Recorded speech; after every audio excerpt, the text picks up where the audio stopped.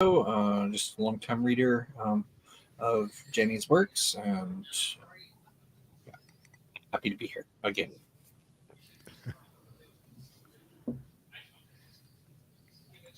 Jared? I'm Jared. I have the run the Fantasy Thinker YouTube channel, and very happy to be here as well. This is my first time through Janny's works, so can't wait for more.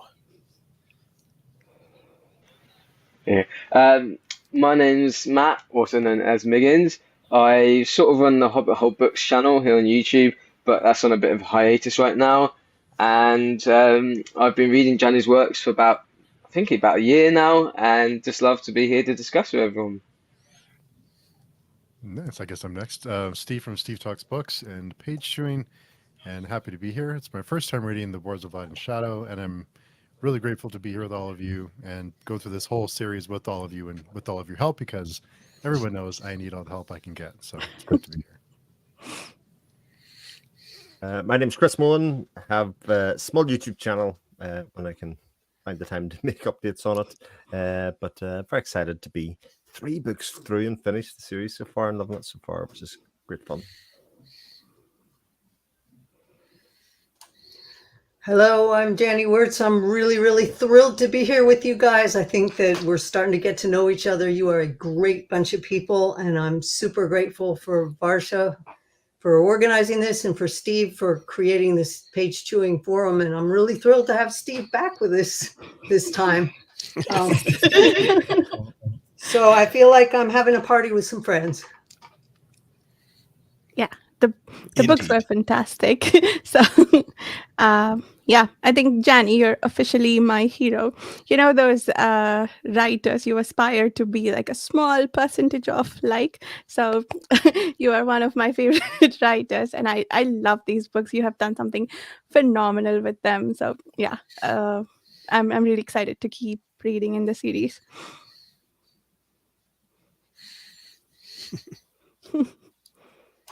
You're about to step up to the next phase. You know, I feel like this is the first 3 books are sort of like the first trilogy, and they kind of ground you in the conflict, the characters, and they get you invested.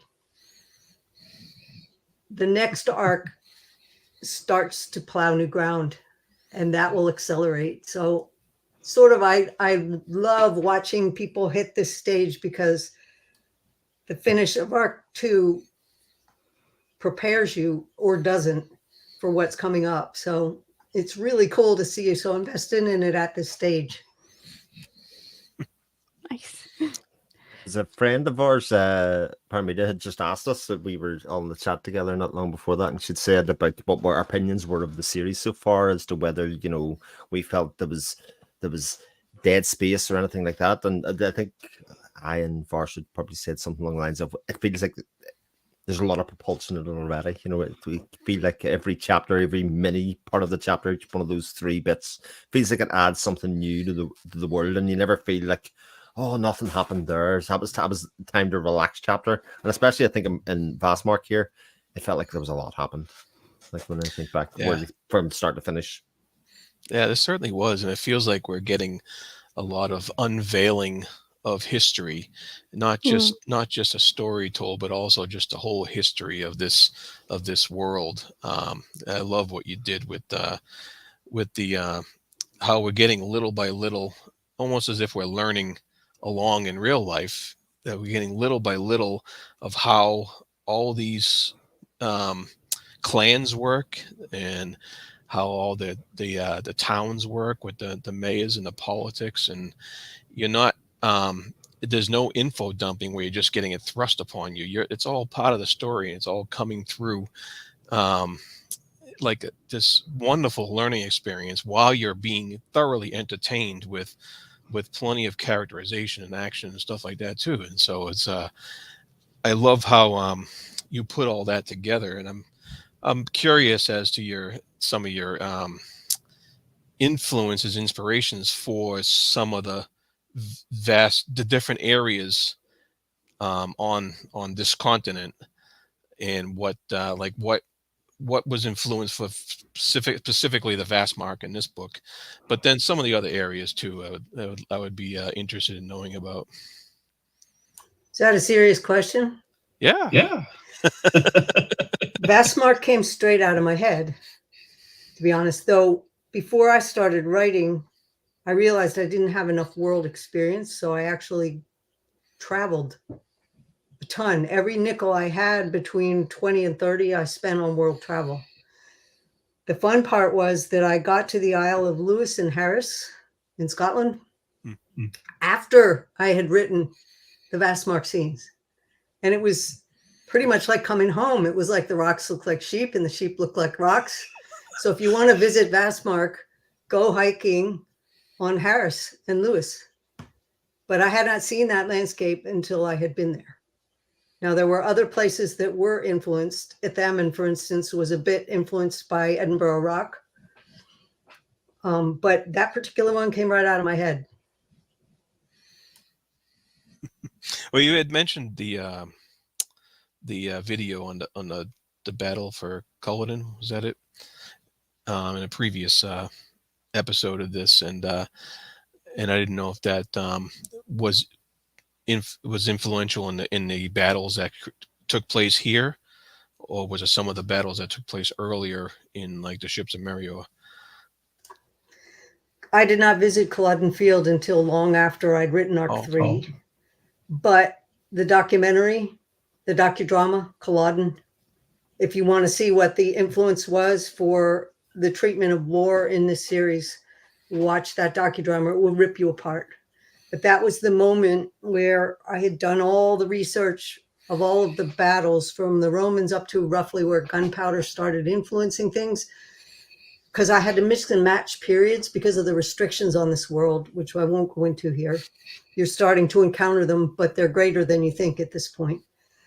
So in order to mix and match the periods, I had to study all of the battles from history up until that point where the restrictions would have choked off any development. And right after I finished that research, with all of that in my head and all of the wonderful fantasies I read where the great battle solved was the climax of the book, I saw the docudrama of Culloden, and it just blew apart my mindset completely. And I realized how lied to we are by glorifying war, how history lies to us, how entertainment lies to us, how the news lies to us, that there's nothing beautiful about it. And so there was the influence for Culloden. The influence for Vastmark came right out of a song called The Fires of Calais. I don't know if you ever heard of it, where the fishing boats went across to pull the soldiers off the beach. And they were under fire and shelling. It was World War II. And there's an absolutely gorgeous song, I wish I could remember the artist's name, called The Fires of Calais. And that was exactly what it was the emotional content of that song that I was striking for with the scenes in the Haven. It's interesting that you mentioned this particular battle. I think it's the evacuation of Dunkirk there, because I was just the past Thursday, I was at the Imperial War Museum in London, and it was the first time I'd been there since I was about 14 or so. And I was going in, I know a fair bit about the wars, but I actually learned so much there, and going around and seeing the horrors that occurred in the war and different kind of things that I didn't really know much about, especially in World War II, sort of the Japanese front and that I knew less about.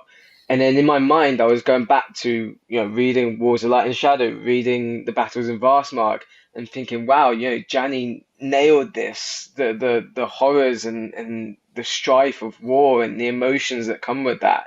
And yeah, it's just stuck with me.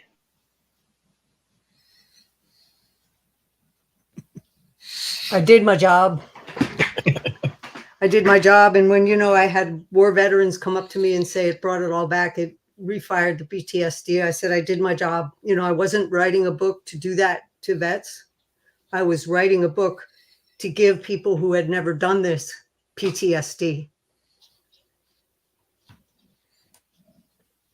It's interesting to me that essentially Arathon is somebody that's anti-war, right? He does not want to be part of loss of life, and for a lot of the books up to this stage, he has tried his best to avert any minimize the loss of life. But it's probably a good example of how sometimes war just finds you, and you have no choice but to fight at some stage, despite anything that you try to do, anything that you try to mitigate, all the plans you may have. Sometimes war just ends up at your door, and atrocities happen regardless of what happens, just because war in itself begets loss of life.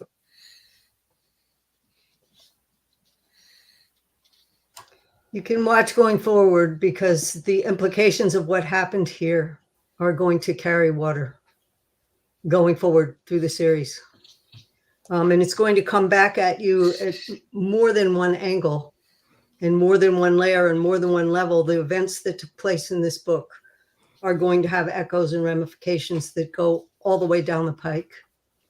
And things that you didn't think were important at all, that just seemed like a background detail to make a place feel like a place. Trust me, I was thumbing pages in the finale, writing the finale of this book, going back to those scenes to be sure that the foundation I'd laid there matched what I wrote in the final volume.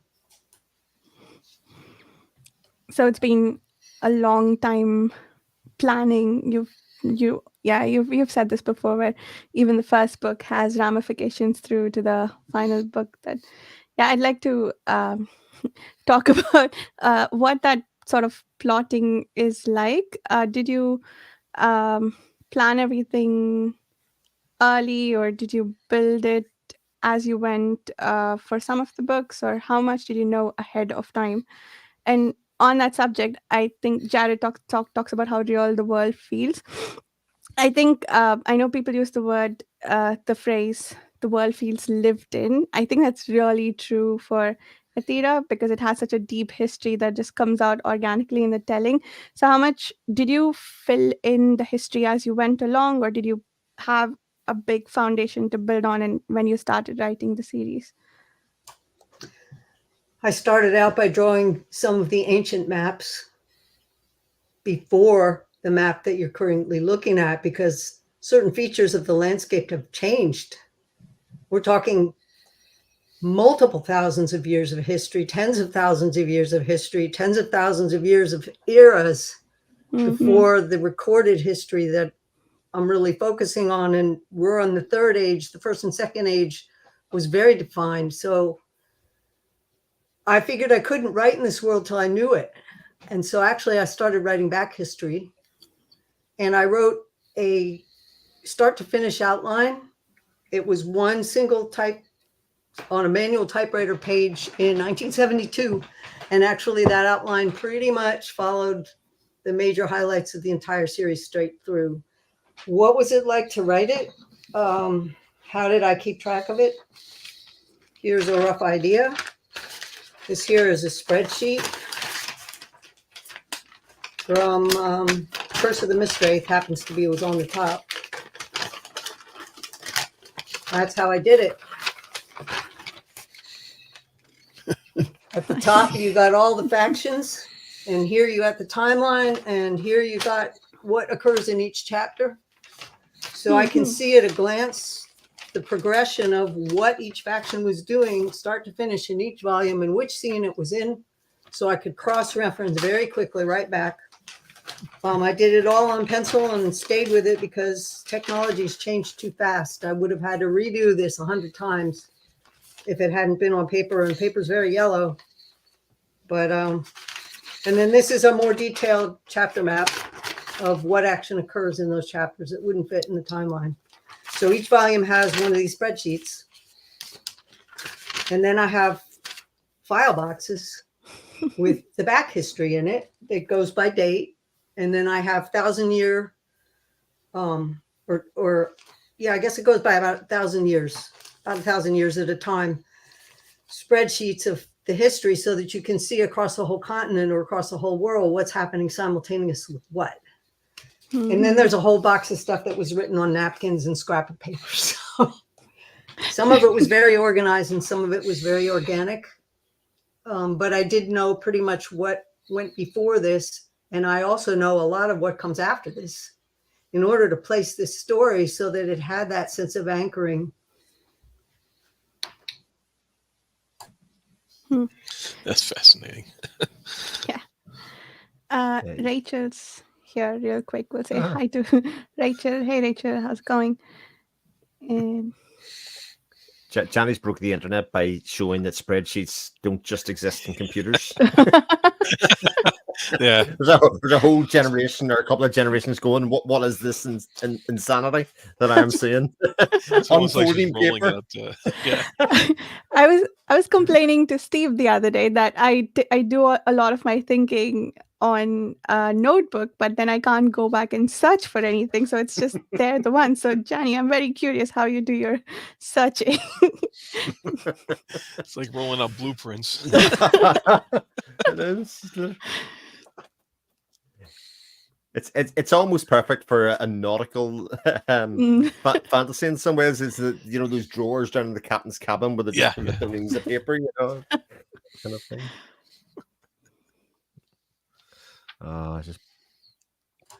I got character spreadsheets. So every time a new character came in, there's a character page entered in with what their birth date was, what their death date was, who they were related to, what their physical description was, what their thinking was. So there's a page for every character. There's a page for every faction. There's a page for, notebooks. These go back to when I was in college. Questions I answered readers on the internet way back when Jeannie was going that I printed out. And a lot of this material went into the FAQ on the previous site. Just watch for spoilers. So I kept extensive notes. And I just had to pay attention to approximately where it was. And that's not all of it. I have another notebook that covers the language and another notebook that covers the alphabet. And down here,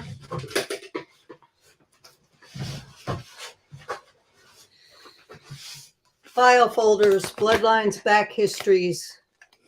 Wow. Keeping track of the Drake spawn, keeping track of when certain things went extinct. Mm-hmm. And that's just a part of it, notebooks that go back, handwritten, that are falling apart now. So if you're going to write a long form work and you're going to be 50 years working on it, you may as well do it right. Yeah. I was going to ask, when you're writing this, has anything surprised you? But I think you've kind of answered that. Everything's sort of meticulously planned. Not so meticulously that there wasn't time for intuition and surprises, because otherwise I would get bored. If I could predict every little twist and turn, then you would have been able to predict it too. So the solid foundation under it, the direction of the story, the highlights and the moments, the crux points, were very, very well focused. But getting to that point, or how did that character grow to that moment, so that some of that filled in as it was being written. People sometimes say, why did I slow down after Peril's Gate? And the reason was because I had everything up through Peril's Gate in draft, solidly in draft. And so I was just revising it and refining it for all those other books. That's why I could do a book roughly every 2 years, except for the artwork, which took another X amount of months. After Peril's Gate, I had very tight notes. But I was basically pulling all the first things together to get that converge for the finale. And the finale was incredibly hard to write and took a long time, because even though I had tight notes, no stitch could be dropped. And I knew if I ran too many pages, the publisher wouldn't publish it in one volume. And when you see the structure of what happens in the final volume, a lot of people would have pitched the book out the window at the halfway point. It needed to be one volume. You have to finish the story to see the whole thing come in its full glory. So it was very important to me to keep tight control of those last 3 books, so they didn't get out of hand and sprawl.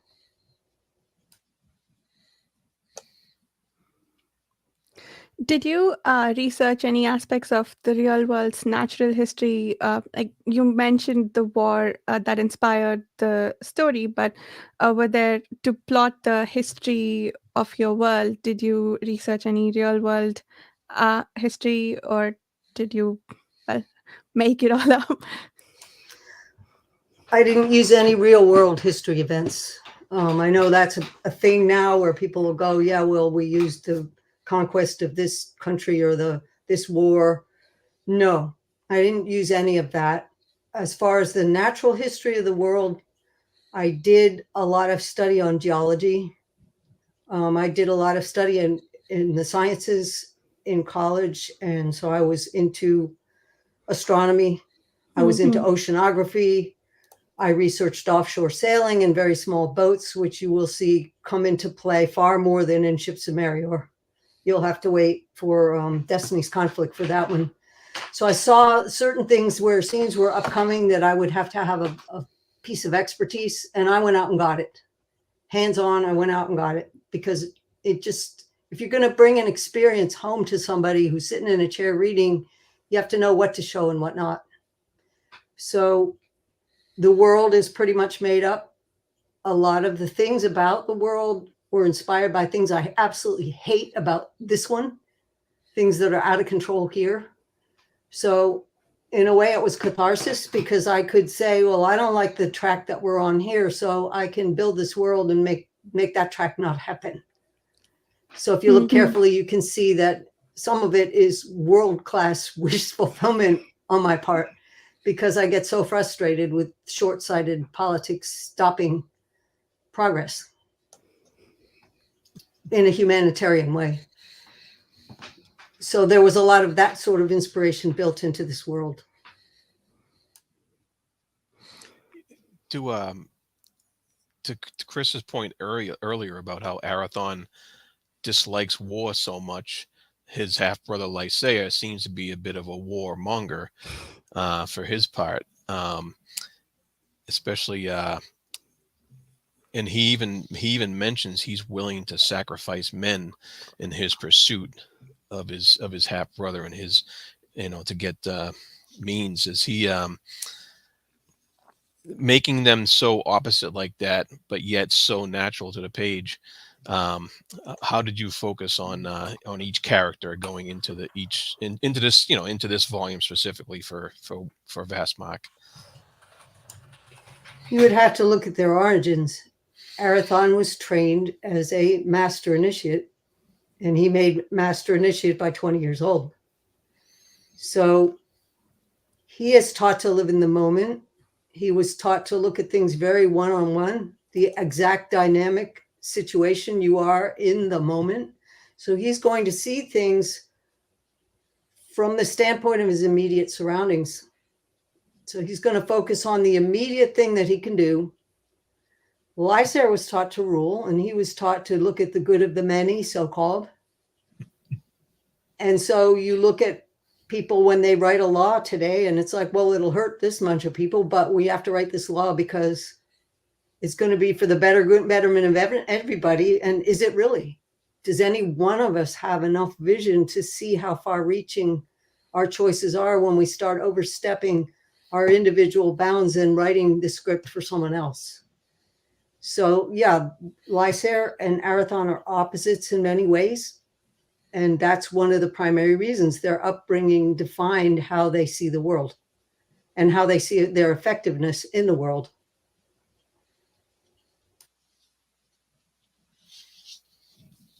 On a somewhat related subject, I'm curious, we said that there are four princes, right? The four lines in Athera, they all have a gift of Arathon's is compassion, Lysaea's is the sense of justice. I was curious about how you came up with that, and just your inspiration for setting it up that way. It feels a little bit like playing with free will, and I love the explorations we have in the series around that. But could you talk a little bit about that, Janny? The reason for why that happened is going into the foundations of what was charter law to begin with. The ruling system on this world is not European aristocracy. And I left those blinders in place because it would have been too much to swallow. But you're absolutely not looking at a feudal system in any way, shape, or form. If you've read The Gallant, you can somewhat get a clue how different this system really is. If you understand that humanity was not native to this planet, and you read Ships of Merior, so you know that humanity arrived as refugees, and you know that the Fellowship of Seven had to swear surety that humanity would not upset the balance of this world. So they created what was called the Compact with the Paravians, which said basically, we seven are responsible for everything mankind does on this planet.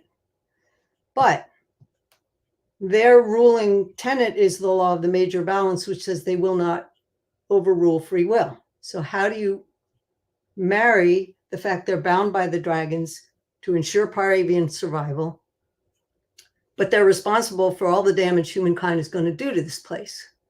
So they built what this system called charter law. And charter law is not what people assume, European aristocracy. No, it's not. It's a three-ring system. It's a concentric three-ring system. So if you go within a town, town law rules everything that you do.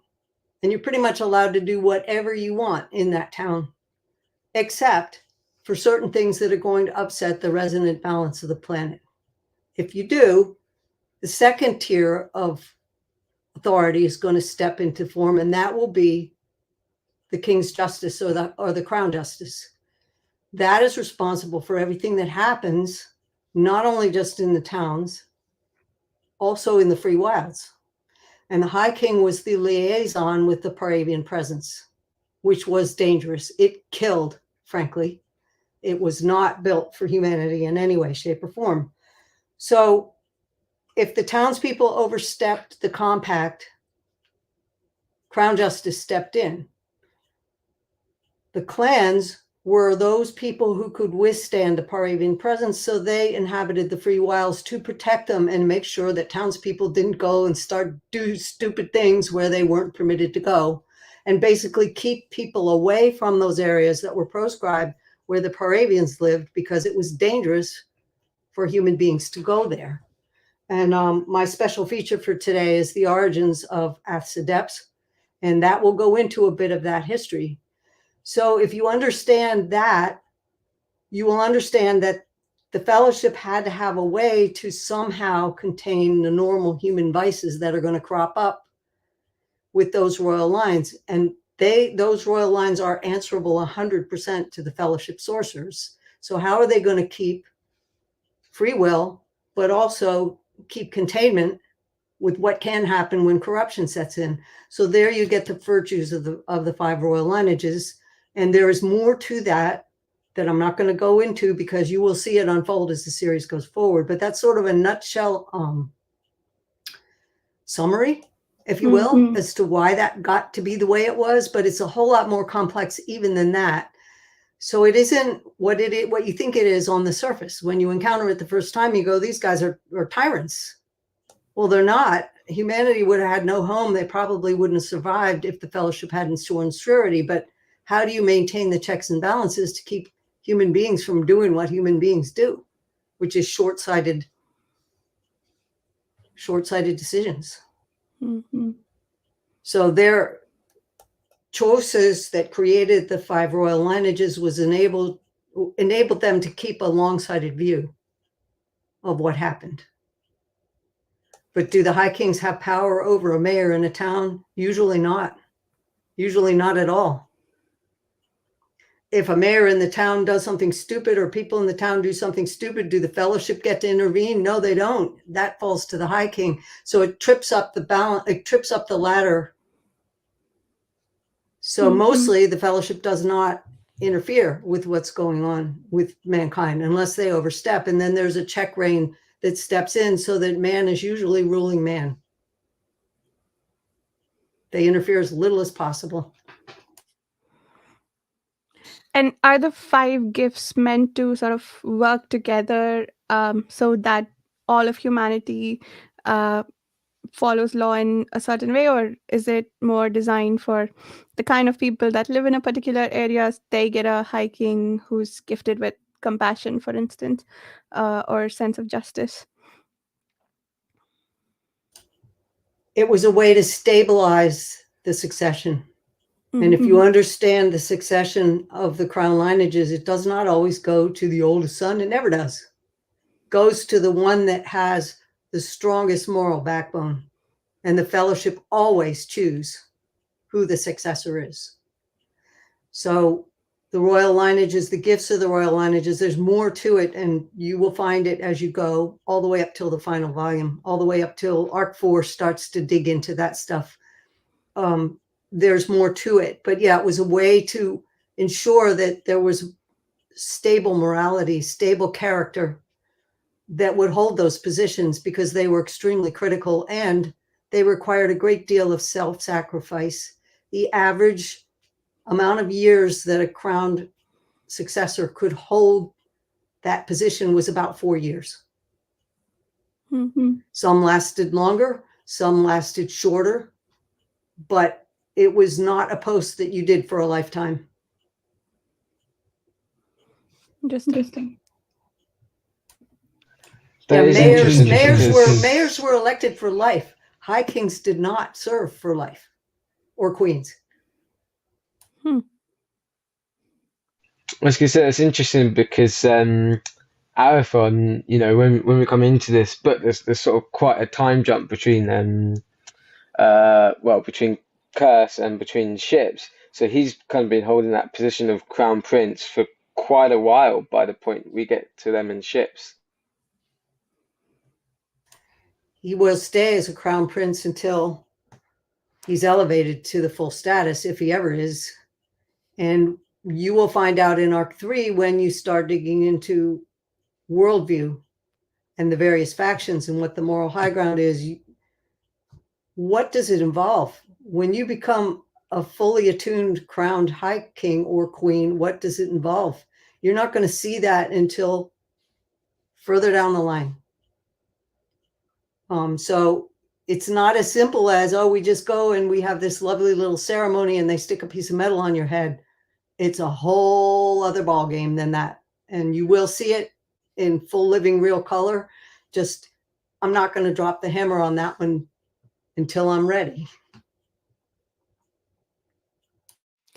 I think I was very aware, probably more so in this book than the previous books, of a lot of the things that you talked about there, that the Fellowship are not really worried about all of the inner workings of mankind or humankind in some ways, but we were at certain points throughout the book, we were going, but surely they must care about this, because if things go wrong at this point in the human thing, they should be here. And you sort of get an inkling that maybe they are, and we don't know. Like, for instance, when Dakar intervenes, essentially the arrow at the end, Sandir is there, if you know what I mean. He's very close by at the end. So like, you have this kind of battle of you think the Fellowship aren't there, but they obviously are in a lot of ways, keeping a lot closer tabs on the events that are going on here. So it is an interesting thing to try and unfold as a reader, to say, oh yeah, we really don't know everything. Yeah, and we really get some sense of how the Fellowship is hopping about somewhat in more than we did in Curse of the Mistwraith, because they're dealing with the wraiths, the Deathshears. How do you say that? Deathshears, yeah. And it says right, in the first chapter, that the strength of them is deadly and far too vast for our Fellowship to grapple without help. And then now, and you also have a Sander popping in to save Dakar at the end there, and then they're popping in at various places along the story, and we're starting to get a little bit bigger picture of their involvement and what they're trying to do at this point. Of course, I'm sure there's a lot more going on after that.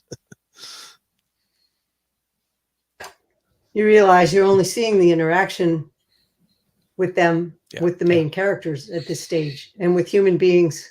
You're only seeing them in a very narrow band of perception. How big is their responsibility really? How much are they involved with really? What else are they doing when you're not seeing them on stage? So I'm not going to answer those questions. You'll have to read and find out. But once again, you're seeing through a very narrow lens. And each book is going to widen that perception of what they are actually doing and how much they're really responsible for and how much they're actually handling moment to moment. And it's a great deal bigger, I venture to say, than you have any clue at this point. You'll know, but you're going to have to get there one piece at a time. And I think it did, starting Warhost, it did quite shock me. We kind of get off to a big start with the Fellowship here. And I think I remember messaging you, Janny, and just kind of like gurgling out all these words like, oh my goodness. And we get this sense that there's this thing that's so much vaster and so much grander that we're kind of getting little tidbits here and there. And even the Fellowship, a lot of them are sort of, you can tell that they're a little afraid, and you're kind of thinking, well, if they're afraid, what on earth are they up against? And I was surprised to see sort of Desh the Air come back kind of so early. When they locked it up in, I think it's Rockfell, is it? I kind of thought, okay, this is going to come back, right at the end. This is a kind of Chekhov's gun. And then it sort of comes back in the next couple of books. And I was like, whoa, I wasn't expecting this till book, 10, 11.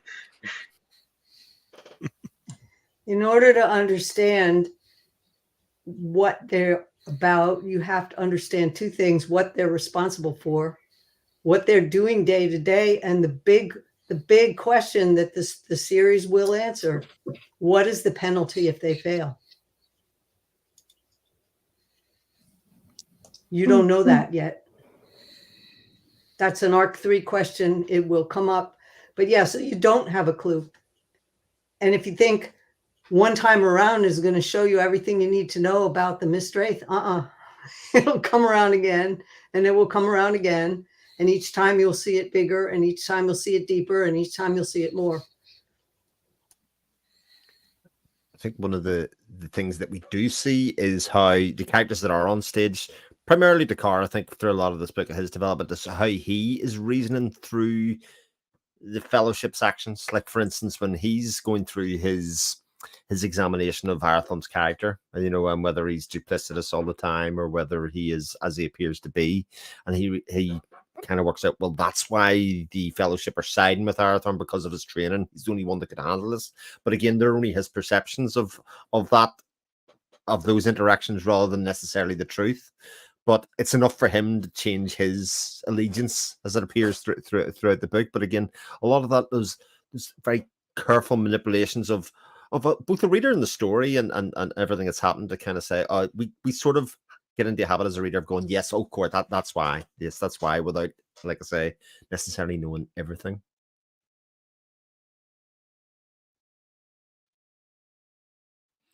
It's interesting you mention Dakar and the kind of the journey that he goes on in this book. If I think back to where he was at the beginning of Warhost, and then at the end, it's kind of almost unthinkable. And I think one of the big sort of themes that I've sort of picked out thinking about my experience reading Warhost was this sort of capacity for change.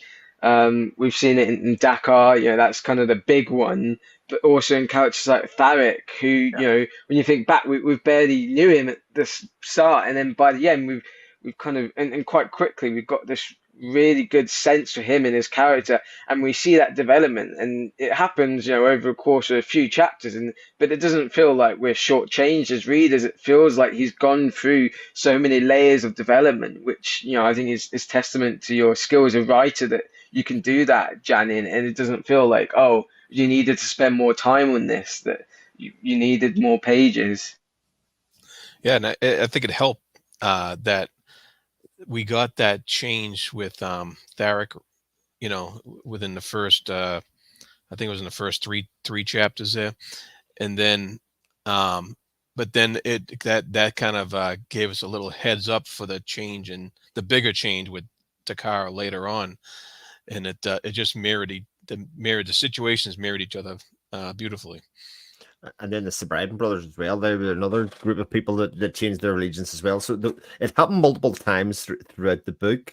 And I always come back to one of the things Chibipo had actually said when we were doing our middle set of 3 chapters, when he said, the car will be one of your favorites by the time you turn the last page. That's and racist. literally every page as I was reading through that book, I was like, he's getting there. He's not there yet. He's not there yet. Not there yet. Not there yet. And literally by the last page, it was like, you got me. Okay. He is very much fallen into that category. Now, he's earned it. You know, like Miggins kind of said there, it wasn't sudden. It wasn't one moment that did it. It was a lot of little moments. And ultimately, the choice, or the bit that I think that converted me and probably a lot of others, is his choice in free will. When he was given the choice of release and he went, no, I have got a duty of recalling here for the guy who proclaims to be the layabout, the drunkard, the person that does all the terrible things in life and is not to be respected. Yeah. All of a sudden, he gains the reader's respect as much as anything else, you know, as much as Arathon's and everybody else. Yeah, and that was an excellent capstone of an ending there. That to have him make that choice that was great. Yeah, it's incredibly emotional, and I think it really drives home the tragedy of the situation between Arathon and Lysaea, that we've seen Dakar change and he has that capacity for free will, but then Lysaea and Arathon have kind of had that taken from them because they've become entangled in this curse. And I think this, you know, if I had to kind of think of what the series as a whole so far is I would sort of describe it as a grand tragedy, because we're seeing these brothers torn apart through sort of no fault of their own, really. And seeing that scene with Lysaea with After Depths, and it really struck me like, you know, maybe this is a moment where it could change. It could all be stopped here. He could kind of see the light, so to speak. But then he kind of rejects it. And I remember, I think I was sitting on a plane coming back from Morocco, and I remember reading that and just kind of thinking this kind of pit in my stomach, like, oh, this is like the last chance to kind of turn it all back. And, you know, I think comparing that to kind of Lysaea, Dakar's change and their capacity for free will, it kind of really brings home the tragedy and the great sadness of the situation with the brothers. You were asking how it was that I was able to write the capacity of characters to change. And I think it stems from growing up and being extremely impatient, easily bored. And at a very young age, I earned the money, got myself on an airplane, and went to Outward Bound. So I did the Outward Bound program at 17 years old. I came back from that immensely changed. It changed my perspective on everything. Then I took every scrap of money I had and sent myself overseas. I went to Europe, I went to Africa, I went to Korea, I went to Russia. Every single time I stepped out of my familiar setting, I would come back and I would see my friends, my peers, my fellow college students, and how they responded to things. And it was, my perspective was forever altered. You know, listening to college kids whine that their allowances weren't big enough to pay for the gas in their poor little cars, but having been to countries that were less fortunate and watching people plant their crops with a stick. Are you kidding? Your poor little gas budget doesn't even signify. I'm sure, Miggins, you had the same experience coming back from Morocco. It changed your perspective. When I went offshore on a little 35-foot sailboat, miles and miles out to sea, days, I landed and came home a different person, because your perspective out there is totally different than what your woes and your complaints are, or whether you get a parking spot at the supermarket, or whether how much money you got to pay to taxes. It doesn't mean anything when you're wrestling a big storm in a very small vessel, and what you do next affects your survival. So one of my big peeves of some books in fantasy is the characters go through these immense events and they don't change. When impacts that are that big are going to alter your perspective forever, or they're going to make you build a bunker so big and so strong that you retreat into it and you no longer interact with the world. So you either grow or you shrink. And you will see characters all through the series that do that. They either step outside themselves and step up, or they turn their back on it and build that bunker stronger so they don't have to change. And that's certainly true of people in real life. And I thought Dakar was really convincing, his change, even though ostensibly he's been that way for 500 years, right? But we had a lot of events building up to his change, like the loss of the girl whom he could have tried to save, and just, I guess, not being drunk for a while.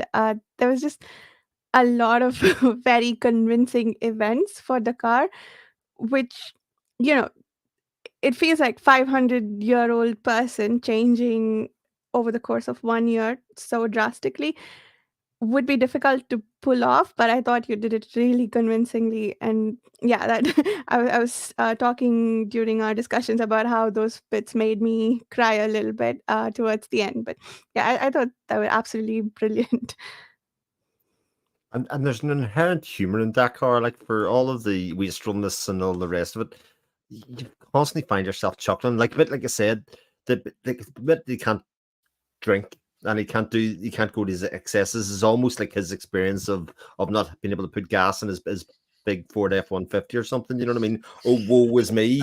I can't drink. How am I supposed to live and carry on with my day to day now? And you're like, you'll be all right. This actually might be good for you. You know, as it turns out, this might be okay. Yeah. You have to realize the enormity of the gift that Dakar was saddled with when he was very young. When he was 4 years old, he predicted the death of a high king, the catastrophic death of a high king. When he was 10, he predicted his mother dying. So the family stresses. So he was apprenticed to the fellowship at 10 years old. So a lot of his character flaws were probably because he was born with too much on his shoulders and unable to handle it. And there's a whole lot more going on with him that I can't say. So you'll just have to read and find out. Nice. I was going to say, Steve, we didn't get to hear what you thought about Dakar's arc in the last discussion. You weren't there, right? Yeah, I'm curious what you think now. Yeah, it's funny because hearing the topic now, I was thinking about Dakar and looking at my notes from the other books we've read, and he was one of my least favorite characters, and now he may be my favorite character. And just seeing that his journey is just the way that he views things and the actions he takes and the decisions he makes, it's like he's a different person. That's really what I appreciated about him and his arc, is how much he's changed and grown over the course of the last few books. But yeah, he's one of my favorites now. I kind of, whenever he would come up in the first book or so, I'd be like, oh, I don't know about this guy. And now I'm like, I love Dakar. He's one of my favorites. Yeah. And sorry, Janny, go ahead. I was just going to say that's going to keep happening. Good. New topic. I wanted to ask about how you write characters who are extremely clever, like Arathon and all the stuff he got up to in both Ships of Meteor and Warhost of Vastmark. I think, I was particularly impressed by how he used his traveling around with the Master Bard to, set up a communication network and plot and, plan ahead for the future. Same with his foray in Vastmark.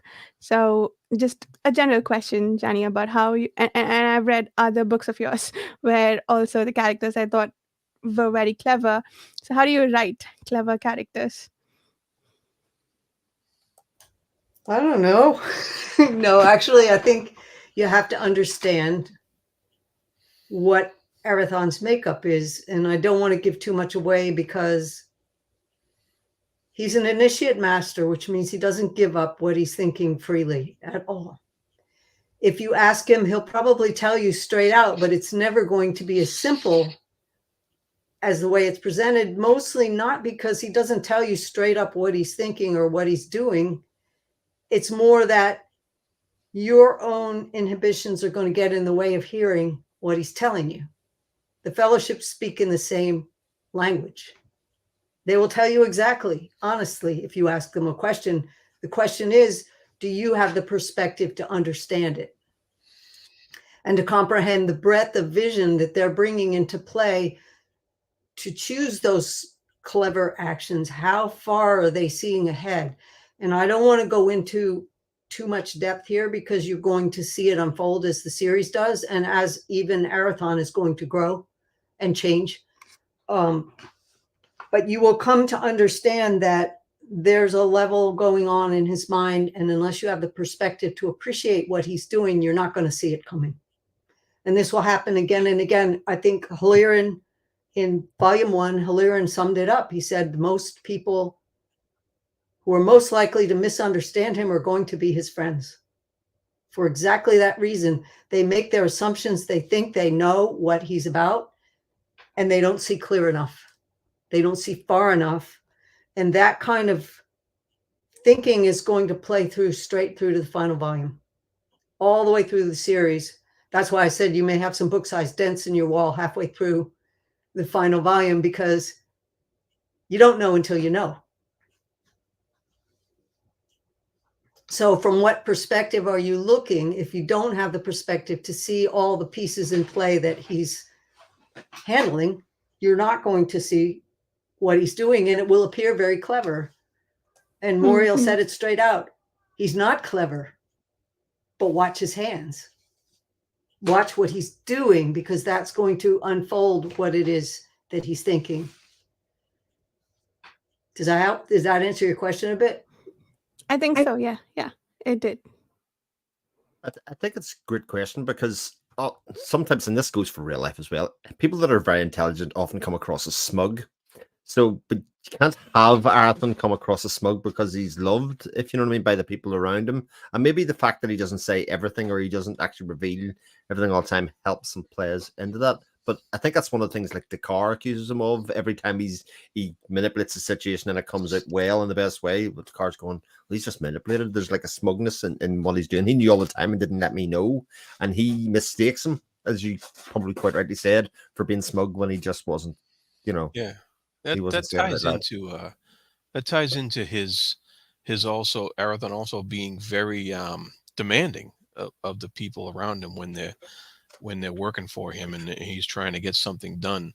You know, there's a reason why he's so demanding. It's because, you know, he has a plan, you know, and that ties in, that fits with it, you know, his the personality and stuff. You notice that a lot when he's pushing around some of the dock workers and stuff like that, and really keeping on them about in other areas too, whatever they were working on in the mountains there. I don't remember exactly what it was, but he was a very demanding taskmaster, and that played into that. There was somebody that I admire very much. He was a playwright. The first book is dedicated to Gladden Truck. And he had a saying that he used to thump down on the table every now and then. It really opened my eyes. He used to call tyranny of the underdog, was his statement. And if you think about it, if you think about the people you know who are doers and who are competent, and the people who are not, they'll go, oh, I can't do this. I can't figure that out for myself. And what happens? The competent person steps up and handles it for them. Tyranny of the underdog. They know that they can manipulate the person who's a doer to step up. So Arathon doesn't take the bullshit. He doesn't take the bullshit. And secondly, there's certain critical things that are going on in some of those scenes where you think he's being smug or you think he's being difficult or hard on people. Look at the outcome if they fail. Yeah. What are the ramifications if they fail? So if you see the hard side on him, what is he actually looking at that would create that situation? Or is he defending his empathic gift? One of the two. One of the two. So tyranny of the underdog, is he going to put up with that being an initiate master? Is the fellowship, is Asandir going to put up with that? I doubt it. They're going to see right through that kind of manipulation. They're going to say, hey, stand on your own feet. That's a great saying. I like that. Yeah. It also strikes me that when we're talking about Arathon, and not just Arathon, but they feel like real people. They don't feel like character sheets, regardless of how you write a spreadsheet and you kind of say there's this, that, and the other one.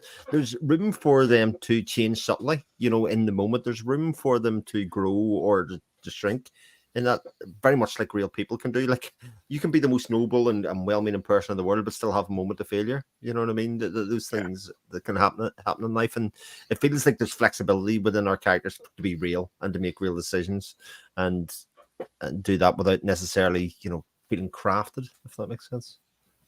Mm-hmm. I think it is a great strength. Yeah. I think it ties back to my time offshore in small sailboats and my time in Outward Bound. Outward Bound put you into situations over your head. They gave you just enough training to perform. And then they put you in a situation where not just your life was at stake, but the other people in your brigade. If you're rappelling somebody in a basket down a 200-foot cliff and you don't belay that rope properly, they're dead. So you realize there's no slack for slacking. There's no moment where you can just do a half-assed job here. You either stand up to it and deal, or somebody's going to get seriously hurt and the consequences are going to be huge. In addition, I went to a university where we did not have grades. We did not have averages. We did not have the usual standard of measure. The standard of measure was an evaluation. What did you get out of this class? And very quickly, when you realized there wasn't any pressure to make somebody else's standard, you began to look at your own. And you realized, or I did very quickly, there's no point in doing anything in your life that you don't do with 100% effort. Why bother? Why use 80%? Why do 70%? Why do 50%? You're literally wasting half your capacity. And most people never make that awakening. A lot of them just bump along with what they can get by with. But I learned pretty early that putting 100% focus, 100% effort, then when you fail, you're not ashamed of it. You did the best you could. You simply tripped and fell. You didn't have all the resource you needed in that moment to make the correct decision. So a lot of what you're looking at there with some of these characters is how critically they view their own personal effort and whether they put up with less than 100% effort from the people around them, and whether they take advantage of that fact and manipulate them because that person is going along on blind and not thinking, or whether they kick their ass and make them stand up and step on their own. Little buried themes in these books.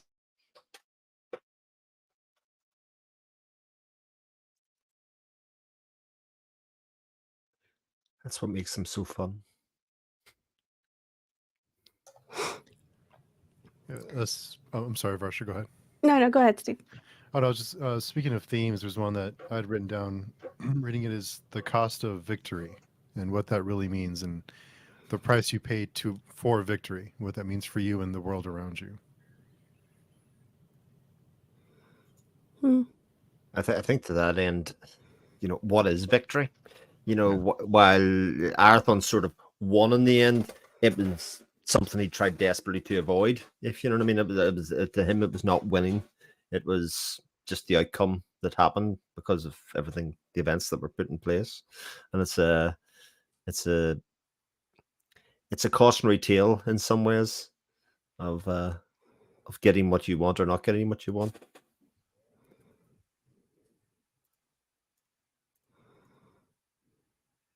I think you have to look at what point Arathon chose the ground he would stand on and who was going to be affected and how were they going to be affected. And what did Lysair do to bring his following onto that ground? And how were they affected going out? And you will see how the Vastmark community was affected by what Arathon did there.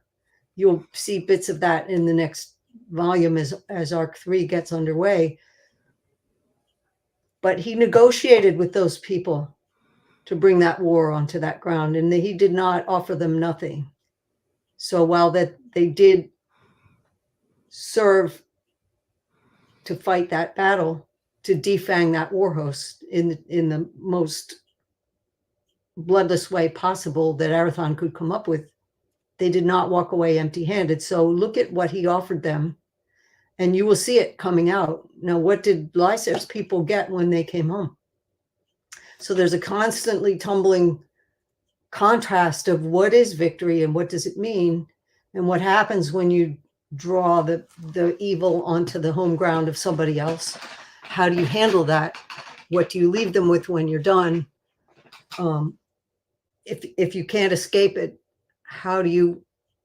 And each time the consequences get viewed from a different angle. So how those consequences are handled and how those characters step into the next round will change as a result of what went before. Yeah, one of the the things I really liked about Dakar and the prophecies that he has sometimes, his visions, because you laid out that he had a vision of the matriarch of the Koryani order, hunched like a web-making spider above the amethyst gleam of the Great Waystone. And I thought that was a really cool visual. And then how that all played out towards the end, where it was actually Dakar who actually I wasn't 100% sure if he thwarted the prophecy, the vision that he saw, by jumping in front of that arrow, or if that was meant for him specifically. And I love how you play it, because prophecy is a big thing in fantasy all over the place. But I love how you specifically played with that aspect of prophecy in this book in particular. And I'm sure there's probably going to be plenty more Dakar stuff coming up. But I wasn't 100% sure, because the visual is it's a beautiful vision of that the Koryani order trying to play the webs of fate, basically, and then what actually happens later on in a book was surprising, and it was gripping, so I really love that.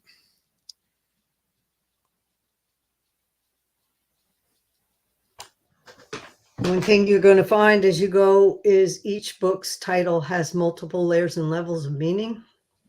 And the layers and levels of symbolism and meaning in the titles is going to change with each arc as your perspective changes. So the same is going to happen with the visions and prophecies. There are going to be layers and levels, and there's going to be all kinds of reverberations and echoes. And you go, oh, you've just seen something that completed a cycle on one level, but you haven't seen all the levels yet. And that's where it gets really fun, because it's like a snowball. It's going to keep cumulatively building because your perspective is going to continually grow.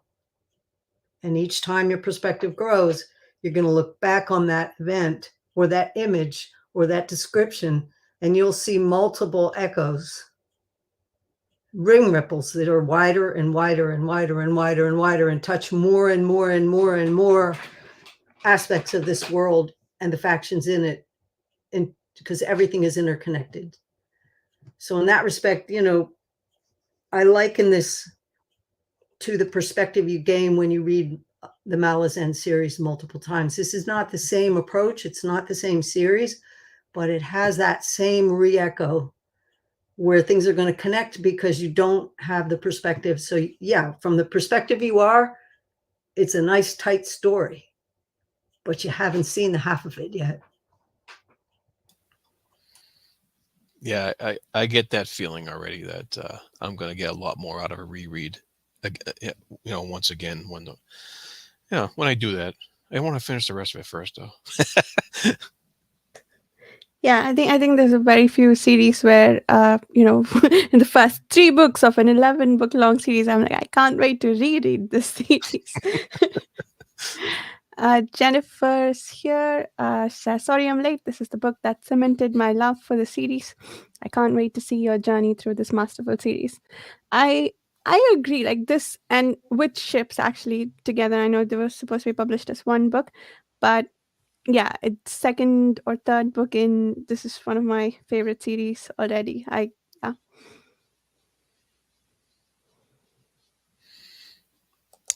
Yeah, but what she said about the cementing her Yeah. love for the series with these two books, I agree with that, because it really because like you read Curse and Mithraith and you're like, oh, that's really great, and Mm. then you get into this 2-book series, and it was like, and you start to just see so much more, and then you realize, oh wow, there's something really special going on here. So Yeah. Yeah, Yeah, I I definitely definitely get get that feeling. I just feeling couldn't that do it all at sorry. once. I couldn't do it all at once. And I still can't. I mean, if you love it now, you have no idea. If you love it now, I've done my job, but you have no idea. It's gonna get even more as you move forward. that's what Chibi Post says all the time. Yeah, it's that feeling like when you get to the end of mystery, in its own way, it could be a self-contained story because it's obviously the beginnings of something, but like what comes next is always kind of in question. I think as a reader, you kind of say, right, we've got this part of the story. It obviously been something bigger, but it could have went in like any amount of different directions. But we get this sort of. I think this arc's very tonally different from Curse of the Mistwraith insofar as it's playful. It's an awful lot more fun in the world, even though there's very serious consequences going on in the background. There is definitely as a lightness to this arc, I think, compared to the Curse of the Mistwraith, and I think that's all for the better of the series because, like again, that idea that you love the series it has multiple layers, it has multiple themes, it has multiple emotions that get tied to it. Those are often our favorite books and our favorite series to read.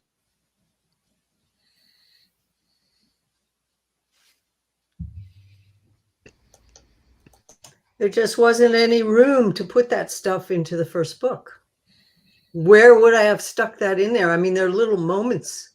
There are little moments when, Dakar wraps Arathon up in a blanket and drags him down the stairs, and leaving Althern Tower. So there's little moments, on top of Killing Tower where Dakar swipes Asandir's robe and he's drinking and he has a cold and he's kind of, so there's moments, but I just didn't have the space in that first volume because there were so many things I had to jam in there and so many things that are jammed in there that in the final volume, you're going to go back and reread that scene and go, oh my God, because it was all in plain view. So it was very hard to play with the little Chinese number game and get everything slid into place so it had maximum impact. And volume 1 just didn't have I didn't have the scope of the pages to do that much. And I really felt that the ending of volume 1 had to be as it was. That had to be the threshold book. But it's a lot like reading any other big series where sometimes the first book, in fact, sets the scene and lays the foundation and doesn't do much more than that. And since I wasn't borrowing off the standard Tolkien carbon copy beginning, I was setting you down on completely unfamiliar territory. I didn't have the room to play fast and loose that many of the more imitative series did, because they hit you on a spot where the ground had already been warmed for you, if that makes sense. There was a certain familiarity to certain elements of the plot that you could be comfortable with. And so they were able to bring in the really, truly strange things. And I didn't want to do that. I did not want to step in and have anything like Black Riders and anything like, little villagers running from there. I didn't want that feel. And so building it from the ground up where it is different, what things do you leave in place that makes it look like a classic fantasy, and what things do you completely depart from? So volume 1 took 17 tries to write the opening, even to get that. I tried starting it sooner. I tried starting it later. So everything that's in there needs to be there, but I know it's not the easiest book to get through. And I guess the word of mouth just has to translate that somehow, because there are other series out there that are just as difficult at book 1 to get through. and yet people love them. So it's a case of people got to discover this. That's all.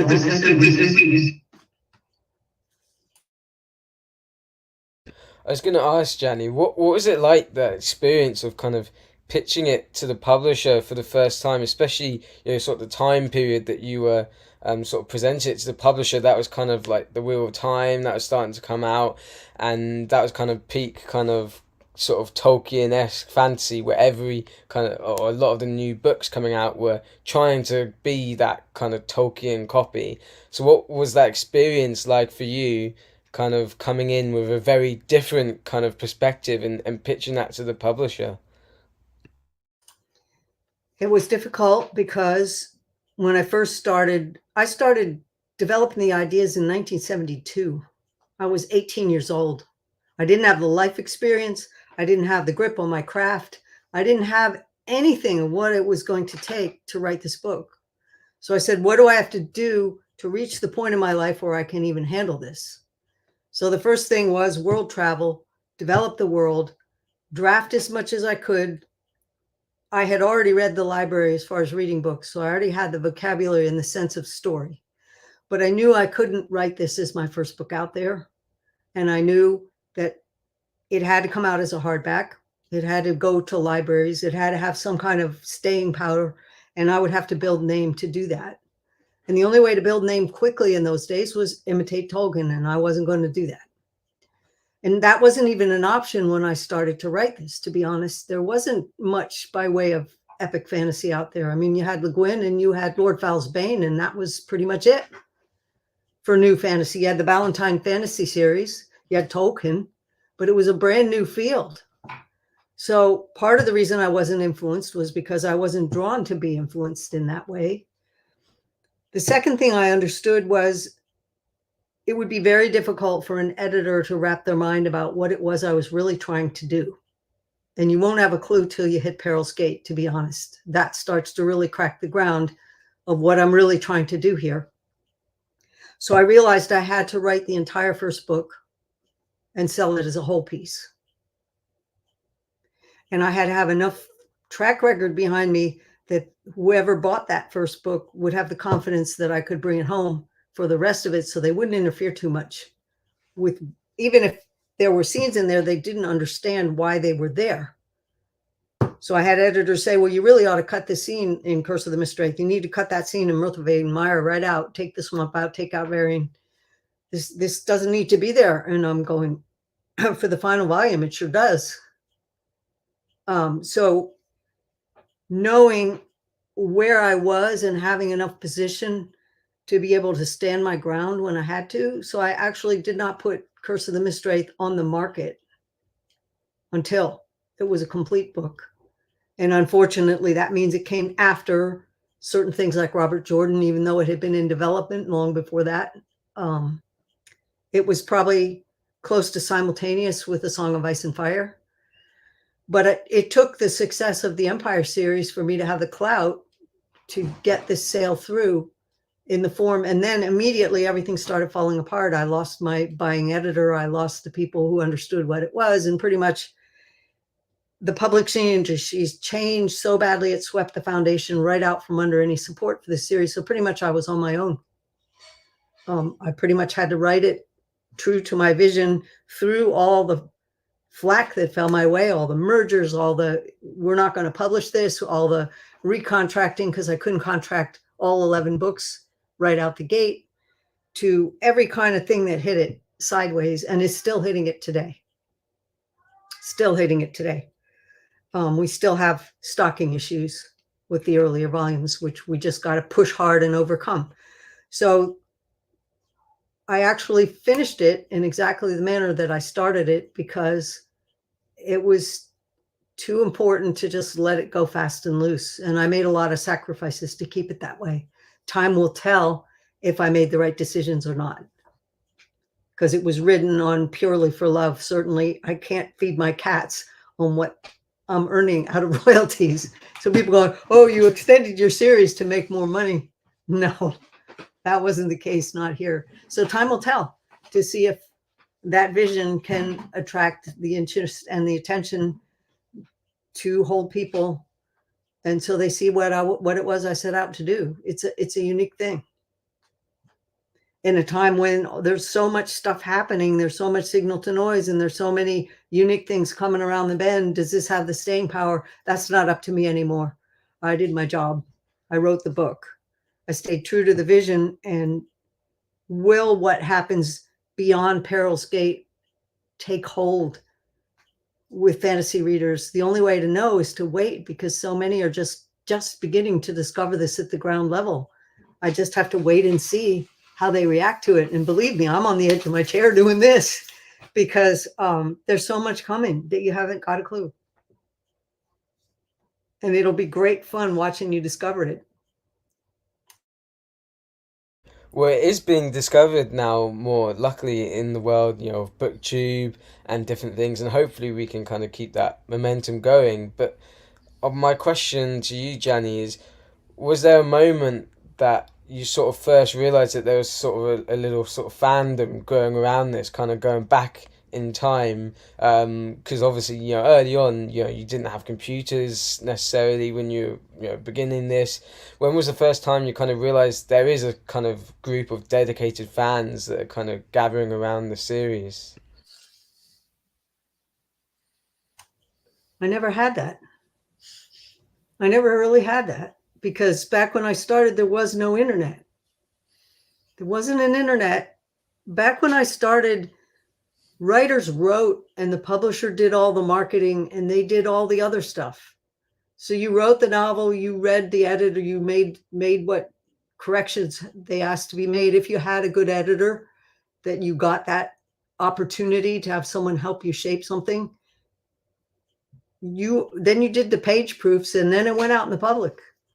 So you didn't really have that kind of immediate feedback. Occasionally you'd get a letter in the mail, but you didn't have direct contact with your fans at all, unless you went to a convention. And even then, the overwhelming success of the major public Tolkien imitators took center stage. So in a way, you were writing in the dark. Then comes the internet. Genie, I think, was, the first moment when you could even begin to see. But if you realize the size of the press runs of something like the early Robert Jordan books, or the early George Martin books, it was vast compared to the small size of the press run that some of the mid-list authors got. And I wasn't mid-list to begin with. I was A-list author to begin with. The first 3 books had pretty good support. But just the penetration of the bookstore, just getting into the word of mouth. And when you're really writing something that is not for teenage boys, it is not wish fulfillment for teenage boys, it required a more adult readership. And every one of us in this room knows what it's like when you step out on your own and you have to carry a real job. You start having a family. You start having responsibilities. Your reading time gets cut in tiny, tiny pieces. So in a way, I was bucking not only just an entry level, I didn't get the huge advance that some of these other series did, and that determined the marketing. I was also bucking the demographic I was writing for, had to find it, have time for it, have focus and attention for it, hopefully to discover it before they're 40 and go, where's the spin all my life? And then you're bucking the people who came off a simpler story like Empire, stepping into this at 18 or 15 or 16 and going, this is over my head. I hate it. Bam, 1 star. I'm never coming back to this one. When try it 10 years later and it's going to hit stride for you. So trying to overcome, what can I say? It's the perfect storm of crazy. I had a vision and I walked right through the perfect storm of crazy. I finished it. Now we get to see what it's going to do. So that's why I'm really grateful for you guys, because you're discovering it for the first time. And it's probably the perfect moment, because that finality is, that final volume is just going to shatter every preconception you ever had. It's going to be so much fun. So much fun. So I'm on the edge of my chair. So it's great fun. But, YouTubers are discovering it, but it's also kind of hit that moment where it's sort of on a lot of TBRs, but nobody's been kicked over the brink, because I think more readers have to get into the latter half of it to really understand where it's going to go. And I'm patient. I've been patient all these years. I can be patient for a few more years longer, but you guys are the forerunners. You're my ambassadors.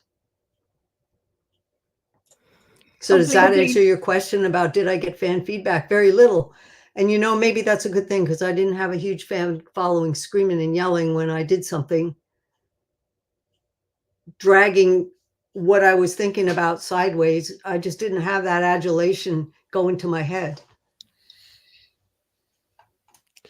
It does sound like you got to write the books that you wanted to write, which I think a lot of people would also, I'm speaking to other authors, they would beg for that in some cases, you know.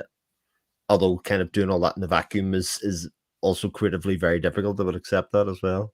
I can't remember who it was we were talking to the other day, but writing the book can often feel like saying a joke and waiting maybe 6 years, 6 months for the punchline, you know, kind of waiting for people to laugh to see if they got the joke or not. I'm not envious of authors in the creative process that they don't always get the feedback as soon as they would both need and like, you know. So fingers crossed. One of the things that really helps a book is when there were delays between releases as it was being written, the fans would speculate as to what was going to happen. And I didn't see a lot of that happening. There was a tiny bit of it on the Paravia forum, but really it was just a very few people. So that can grow a series. The fan enthusiasm of guessing where things are going to go next. And of course they can't guess. And so this series is going to lose out on that. There's nothing I can do about going back in time to fix that. But there are a lot of people starting to read it right now. And so maybe we'll get some of that going. I don't know what the future is going to hold. So on the good side, nothing went to my head and I wasn't steered by public opinion at all, or even editors at all. On the other hand, who knows how it's going to make up the ground? I have no idea.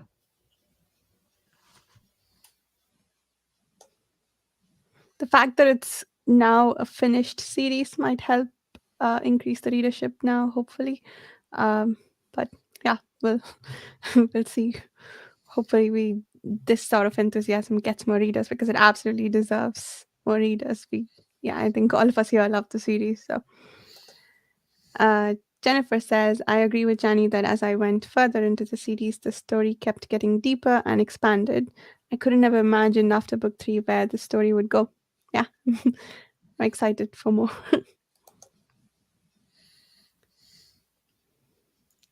And there's a lot of us still going with it. Like for all of the things that people, you know, you'd say people fall off the first book or whatever it is. I mean, we're still here as a group and enjoying it and actually just growing and growing as it goes. So there obviously is something very inherently working right from book 1 to book 2 to book 3, etc. going along. I hate to say it, after my Twitter rant yesterday, I also didn't do cliffhangers. I didn't cheat. And there's when you hit an arc finishes being volume 1, Warhost, real easy to stop right there. It's a very complete finish to Warhost. Real easy not to go on. So if you look at how the books were distributed and how certain things that occurred in the publishing industry caused things to fall off, it was real easy to have the series drop out of sight if you didn't see it or didn't know it was there. I still see readers say today, after Peril's Gate, I didn't know you were still writing. What? So not using the cheap trick and the cliffhanger probably counts against me too, but ethically, I just couldn't do that to you guys. I had to give you a pause point. Every single book had to have a wrap moment where at least you could stand there and say, the story can rest here before you go to the next one. So I think that's a count against me, but that was deliberate. I have only myself to blame for that one because I didn't cheat. I actually appreciate that. I like your endings. Your endings are outstanding, and that makes me want to have more on that world, and it makes me very glad there is more because I just want to. I jumped right into Fugitive Prince when I finished this because I couldn't wait, and because I want more of that kind of that excellence. You call it a stick in the landing. I want more of that. Yeah, I tend to find that cliffhanger endings often make me angry. Especially if there's a gap between publishing. Otherwise, we don't obviously have that problem with this book. But often it's like, as you say, it's often cheap. Whereas your endings are come to a climax, come to a resolution, but that offers up possibilities. It's almost like being, having a really nice pint of Guinness or something going. I would like another one. I'm kind of thirsty for another one. I've just got like a taste for it, and queue up another one while we're standing there. Dakar over here, eh? Don't wait, jump right in. But yeah, I definitely wanted the carrot and not the stick. I didn't want to manipulate people. Let them come back to it because they love it, not because of some cheap trick.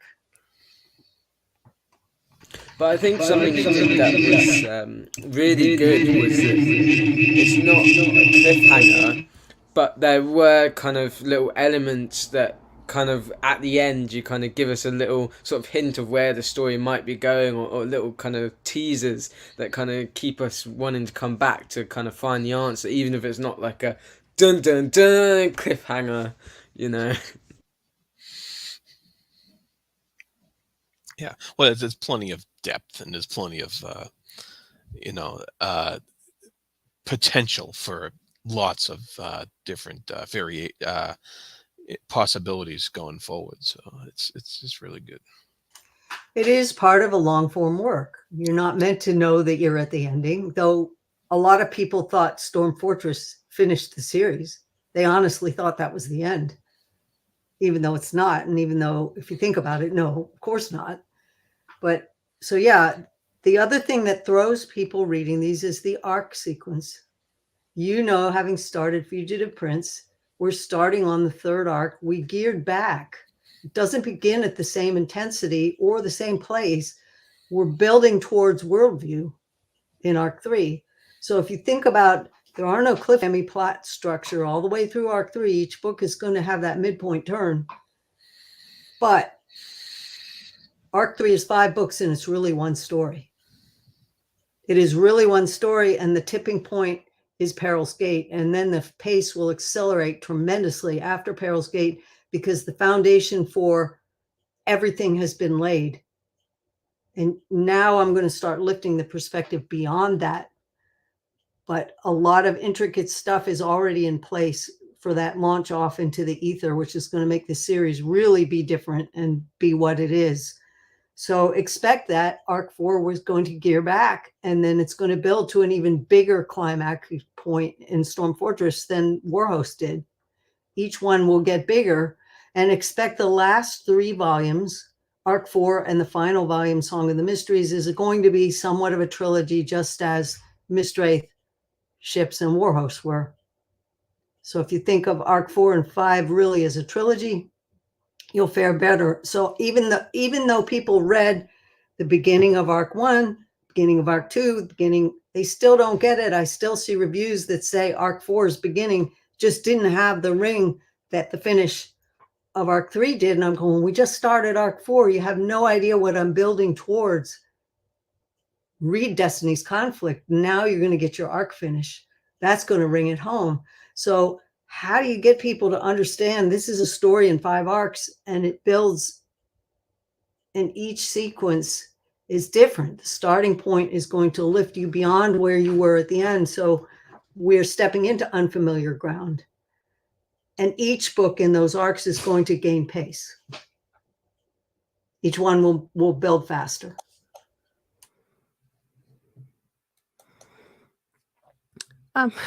Rachel says, I don't know, because there's some cliffhanger endings that people get anxious about. Meanwhile, I'm fine with ending it there. Kings of the Wild, is that what this short form is? And I was okay ending the story there, but I know some people thought it was a big cliffhanger or that it ended on a question. So I guess, Rachel, you don't mind cliffhangers.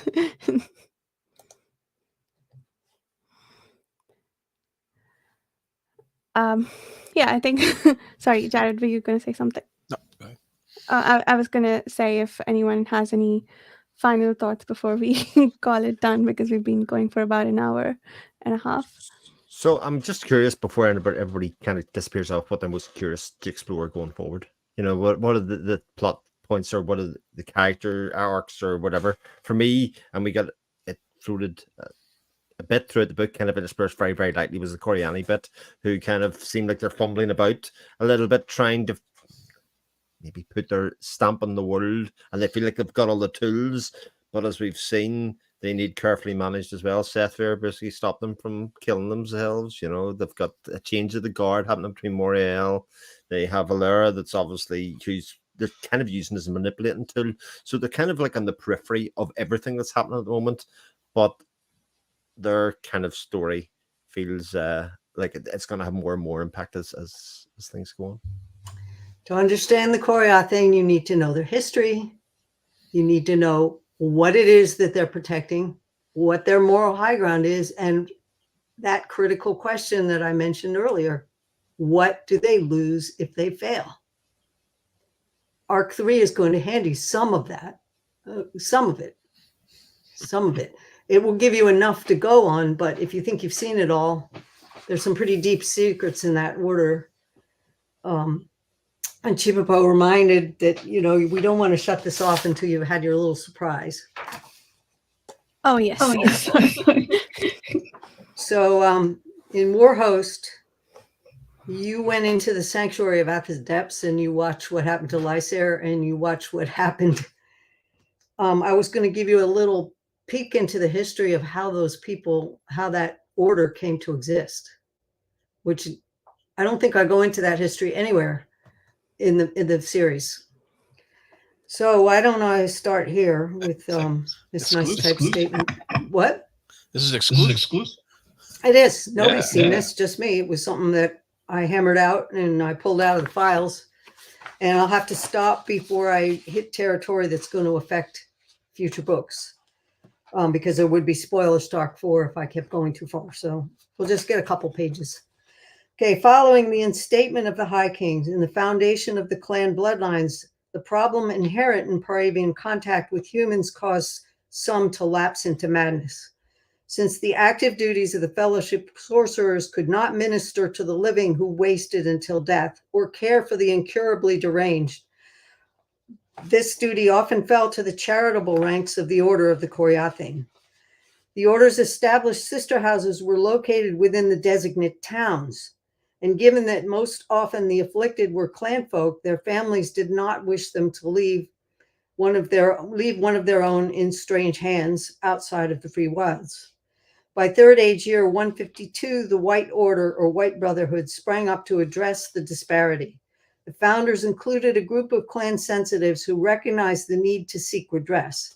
They studied to raise their talents and build them to sufficient strength to tap the minds of the ones cast adrift, either to guide them back to the bounds of sanity or to minister to those who were beyond salvage and assist them on their passage across the veil. Quiet sites were selected well away from human activity and in a high resonance location. The original hospices or hostels were staffed by survivors whose lives had become disrupted to the point of totally rearranging their human priorities. Hospices were established to care for the deranged, expanded to include healing for all sickness, first in Camarus and then elsewhere.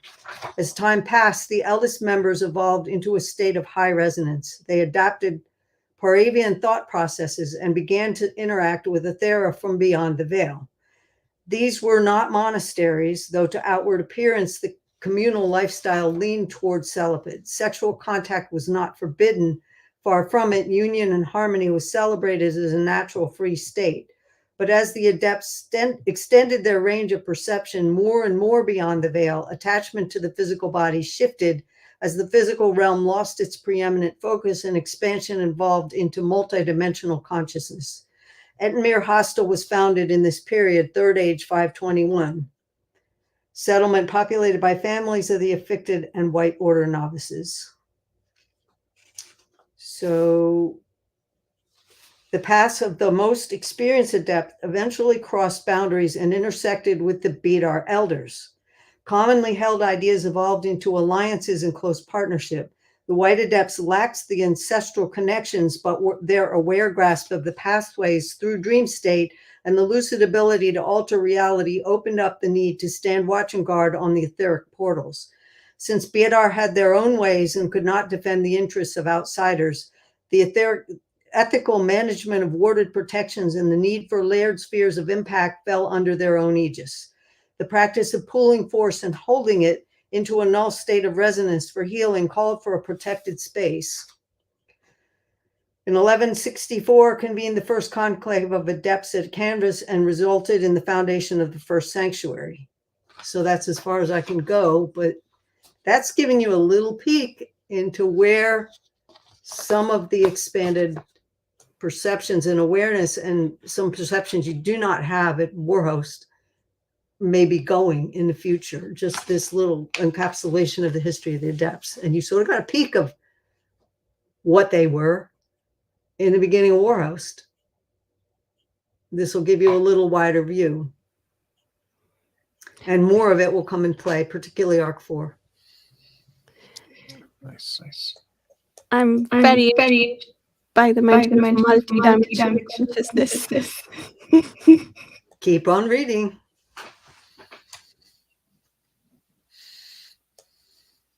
I think someone else was saying something as well.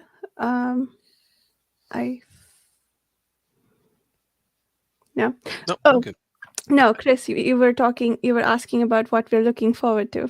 So, Jared, do you want to go next? Yeah, well, at the end of Warhost, Arathon is getting ready for a journey. So, of course, we're very interested in what that's going to entail and where he's going to end up. So that's I'm looking forward to that, and yeah, I'm looking forward to what more hijinks that the Coriani are going to be up to, and like Chris said there. And I'm also, of course, we also all want to find out more about what the Fellowship is up to on the world here and what they're dealing with. So.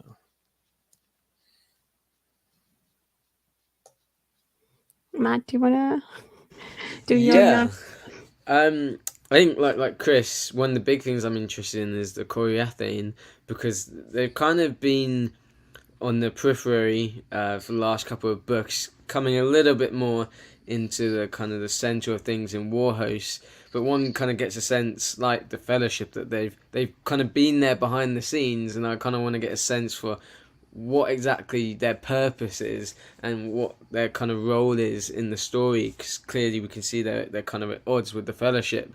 And of course, I want to follow Arathon and Lysair and their story, and kind of in Mistwraith and then in Warhost, they kind of, they're very different books, but they do kind of end and they kind of follow a similar kind of arc in the sense that there's kind of a chase leading up to a big battle, and then they part, and then they kind of chase one another into another battle, and that can't kind of go on forever. So I'm kind of eager to see, well, where does their story go next? How does it kind of differ? And then the other thing that I'm really excited for, and I think we're going to get a little bit more on this based on what Janny's been saying about the worldview that expands in the next arc, is kind of what's going on kind of off-world, and kind of some of what the Fellowship has been up to in other worlds, and the perils they're facing there. But yeah. If you want to play extreme games after you finish Peril's Gate, not after you finish Fugitive Prince, if you really want to dig into extreme back history on the Coriathane, that will absolutely blow your socks off and turn them inside out and unravel them. The Sundering Star short story, it's just 25-page short, will totally fry your mind as to how far back I was looking in history, in even just one direction, even the human direction, the human dimension of this story. But if you want to dig into that one and get your mind blown, be my guest. I sort of recommend you read Fugitive Prince first. Not really. I mean, it isn't going to spoil anything, but there will be some things that happen in Fugitive Prince that won't hit quite as hard because you'll sort of see another facet, but it won't spoil anything if you read any of those shorts, except for Black Bargain. I would definitely say hold that one until after Storm Fortress.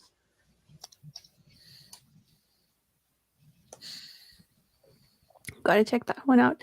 I am eager for more Ilera and Talit. I loved both of those characters in these books, but I also want more of them. I was saying in the last discussion that, kind of like Ships of Merior and Warhost of Vastmark together were sort of Dakar's book. I want an Ilera book almost. But, I'll just be happy with more Ilera and Talit.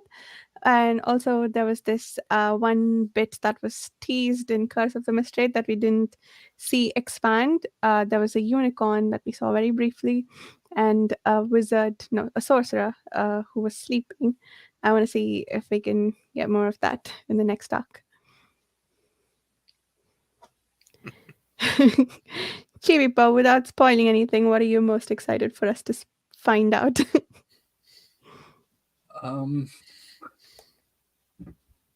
Lots of things. But yeah, I'll have to leave it at that because a lot of what I, like, nope, I can't say anything. I'm sorry, I've been really quiet, but you guys have had some great thoughts and a lot of things I wanted to say, and then one of you brought up the exact thing I was going to bring up. So I was like, okay, I'll just let that keep going. We're working our way to become veteran readers like you. We're only about 15 rereads away, though. That's fine. But yes, for those who be a Fugitive Prince, yeah, keep reading. That is the plan. Nice. One thing that you're going to find as you go forward is the women in the book play a bigger and bigger part. And I know people go, oh, that's no excuse. The women should have been there right from the start. And that is one of the areas where the timing of when I released this book came to matter a lot. I'd just come off Daughter of the Empire with Ray. I know it was an uphill battle, and even still, getting a book out there that had a female lead. So you have to pick your battles. Mm-hmm. But you're going to get your wish on that in ways you won't expect. But right through to the final volume, trust me, the women do not have small parts in this book. Not even close. That's awesome to hear. But sorry, go ahead, Chris. I was going to say, Talith, again, such a small time she's in Warhost, and you just kind of like, you're gasping for more of her as a character, as somebody that has her own thoughts, despite her upbringing and all those other things that are there, her allegiances that were there beforehand. She is smart, capable, intelligent, and has her own force of nature about her. Like she's not somebody that's just a doormat for anybody, and just can't wait to see what happens to her as well. Like, absolutely. Yeah. But I am curious, if you had your way, Janny, would either of Lysair or Arathon have been female characters? Ooh, good question. Yeah, people have asked me that, and the answer is flat no. Flat no. For a very good reason. For an extremely good reason. When somebody it's been suggested to me, oh, why didn't you do that? It would have changed the entire dynamic of the book. And the entire dynamic of the series as a whole. I'll tell you what, come back to that one when you finish Song of the Mysteries and ask me, would you really want it to have been different?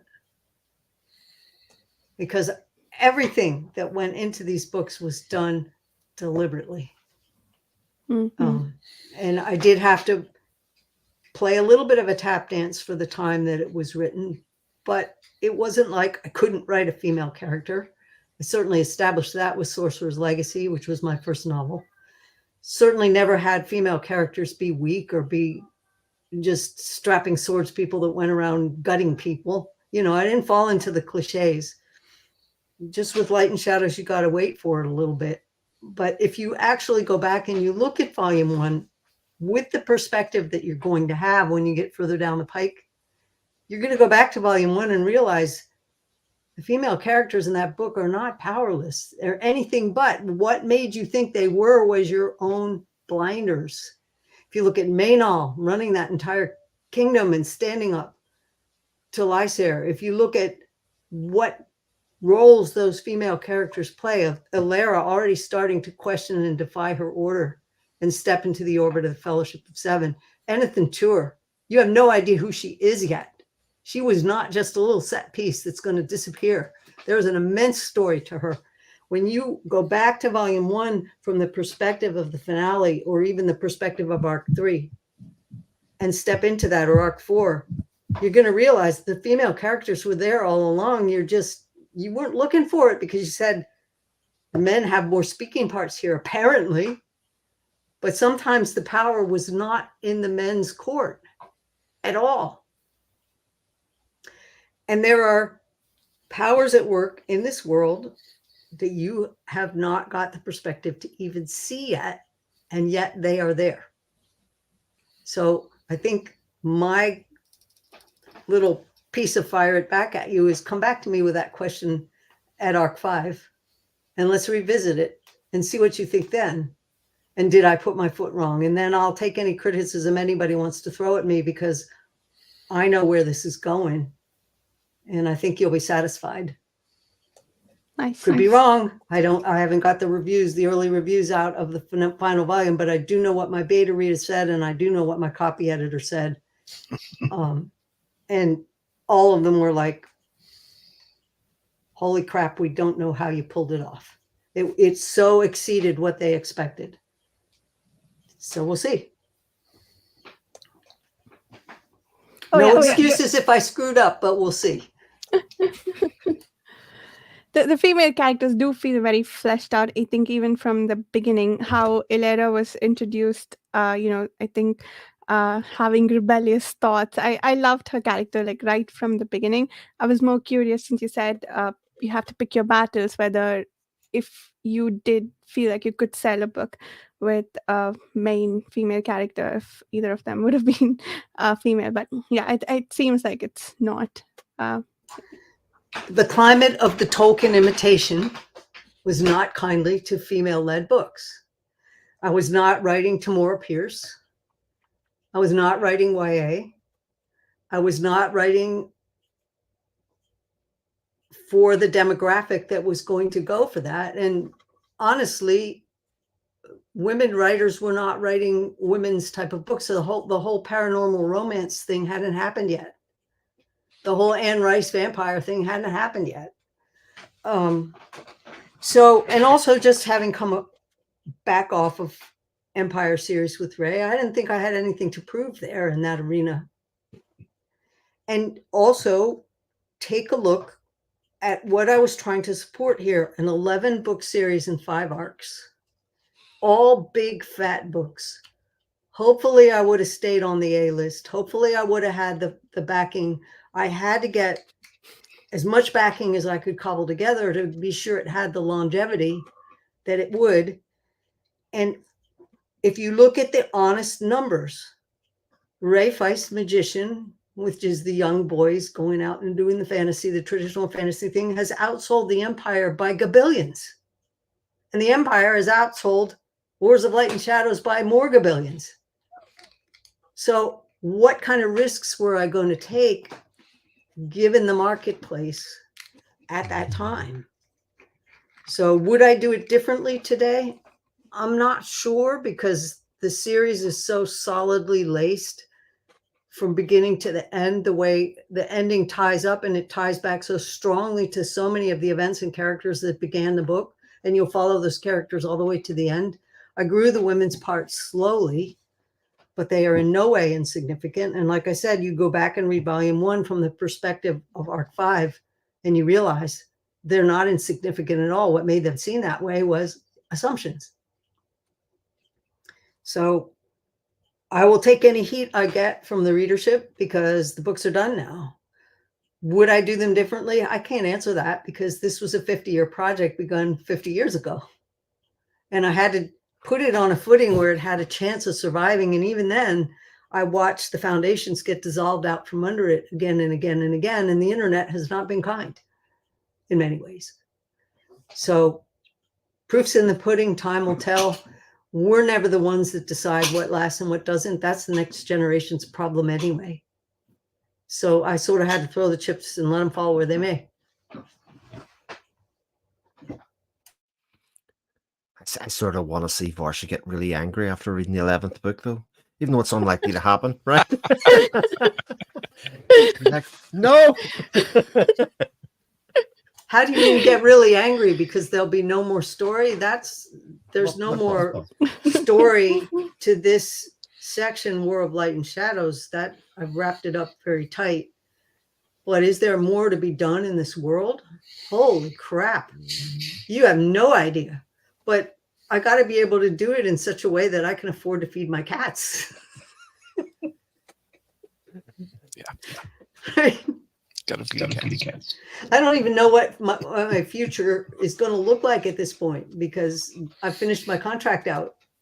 So right now, I don't know what I'm going to do. I mean, I know what I want to do next, but I don't know what the market will support. I don't know what the readership will support.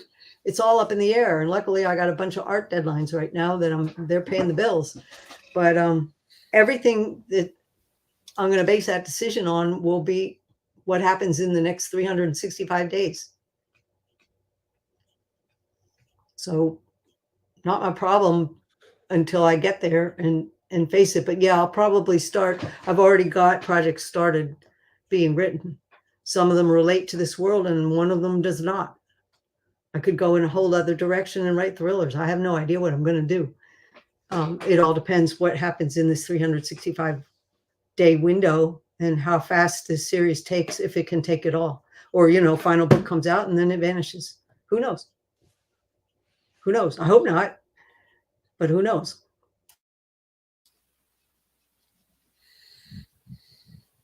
$2024 the year, Johnny. That's what we're going. That's what we're shooting for. I like that. Speaking of the final book is coming out for pre-order this month, yeah? Or was it November? Final book was supposed to come up for pre-order in September, and I understand that they went and flung it out there now. There's no artwork on the page because they didn't do a cover reveal and they held me back. I just got the cover with the actual typography on it. The artwork for the cover was done in May. So yeah, you can go out and pre-order it now. The cover's not on there. I would love to have feedback as to what you guys think I should do to cover reveal this thing, because I'm sitting on it and I can release that anytime. The publisher held me back and now they pretty much said, oh, it's your call what you do with it. Just let us know so we can coordinate. So it's up to me. But I would like to reward the people who have actually invested time in this series. So if you have ideas, fire me an email and get in touch with me, because I'd like to give you guys the first shot out. All of you guys you booktubers that have been supporting this series deserve to be the ones to step into it. And it's beautiful. It really looks pretty. So that's where we are. So yeah, you can pre-order it now. It's not technically when they said it was going to happen, but that is technically what's going on. There are live pages both in the UK and the US. I'm still trying to battle through the disparity. What I was told before my editor left, convenient timing, was that they would put the book to press in November to give the time for the books to reach the USA. So there would be a simultaneous release in May. The pre-order pages reflect that May 23rd is the release date in the UK, and the US has been staggered to July. I am not pleased. This was not meant to happen. If there was a press date to November, that gives them plenty of time to put the books on the container and get them over here. So I'm trying to sort that. And the option I was given right off the bat was, well, we can move it all to July. And I said, no, you promised the readership the book in May. It's coming in May. But I'm trying to get that simultaneous release adjusted back to where it was. In short, they made me a promise and they broke it. So I don't know what's happening. New editor just started in on the job. It's taking time to sort out. So the pre-order pages are going to reflect that. That's not good news to me. That's not what I was told or promised. If that happens, there's nothing I can do about it, but I figured the readers would rather have that book in the UK in May than wait till July for everything. So It's opening the gate to all kinds of problems, but this is typical of what's been going on with this series. You know, one thing gets shifted and moved around, and I just got to scramble the best I can. So numbers talk, but we don't have the sales right now for me to have the muscle to shift any markers. Even getting audio on book 1 right now, they're pretty much flat refused. We're getting the audio book 11. So what can I do? Get the word out there. Maybe we can change this. I'm not going to stop fighting for it, but it's driving me nuts because I know there's a readership for book 11 or book 1 in audio. It would change the picture immensely to get it out there, but I don't have the rights. So there are a lot of people sitting on BookTube that have it on their TBR. Get off the dime, folks. Yeah, it's another big chunker series, but I promise you won't regret it. Jennifer's asking where we can go to free.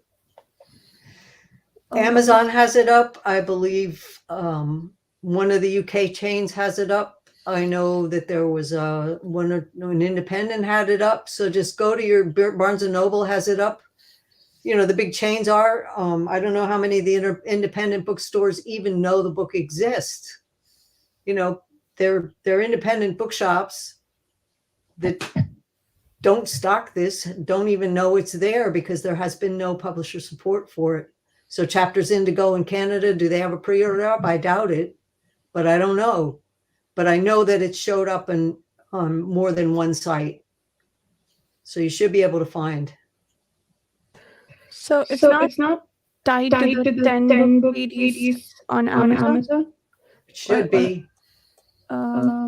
It was up on Amazon last I knew. Maybe they don't have it up for Kindle yet, but Kindle edition doesn't exist yet because they still haven't got me the page proofs. It's up on Amazon UK for hardcover, not Kindle.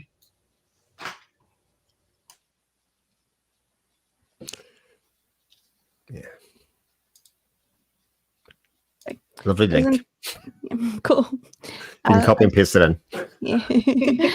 Just to let you know, there are glitches when people are coming to me and saying there's no paper book. The scalpers have the front page, people. You may have to search for the real page, but there is a paper book. It just may not, the Amazon may not show it as the first vendor. You may have to search for it. Oh, here we go. Chibipo gave you the ISBN for the pre-order. So yeah, you can find these books. It just may take some kick in the system because the algorithm is not punching it to the top like it should, because not enough people know it's there.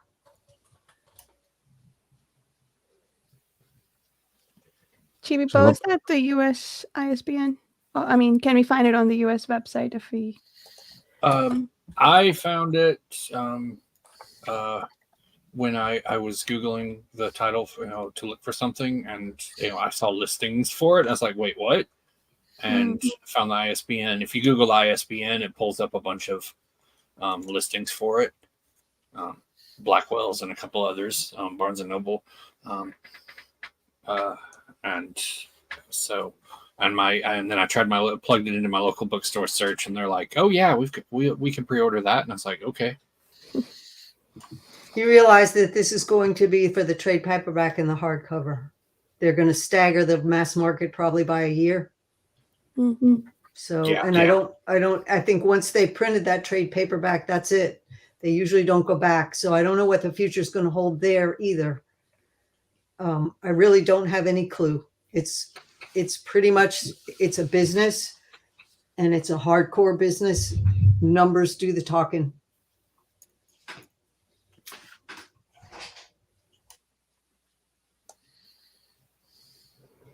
Yep. So we have the links here, and I guess I'll put the ISBN in the chat in case you have difficulty finding it. I can't find it on the US Amazon website, so maybe that's going to come up a bit later. But let me also put that up for a bit so it's helpful to search. But yeah, it's up for pre-order and releasing in May, hopefully. Yeah. Nice. Not hopefully in Britain. The Okay, May okay, date, cool, the cool. May 23rd, I believe, is the release date in Britain. It was July that I got the report that it was July for the US. So Amazon may have it up. You just may have to dig for it. I'm not sure where you would find it. Barnes and Noble US may have it. Somebody, Mhm. it was Chibipo found the US listing for it and it said July. And I ran back through my agent and clobbered the publisher and said, what the heck is going on? I still don't have a clear answer. Stressful. Yeah, I believe the first one I found the U.S. listing was the Barnes and Noble, and then it said July, and a couple other local bookstores had that as a date as well. So I was like, wait, what?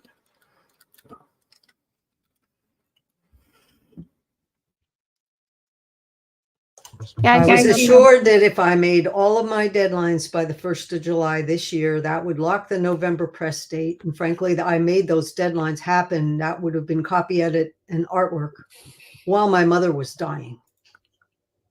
I made those deadlines. Hell or high water, I made those deadlines. So I will feel let down if they have moved it to July, because there was nothing on my end to stop that November press date. And from what I can understand from how the distribution works, the container ship takes 3 months to come over, and then it takes a month to stock. So a November press date, they had 5 months for May 23rd to get those books to the US distribution and get them out into distribution. That should have been plenty of time.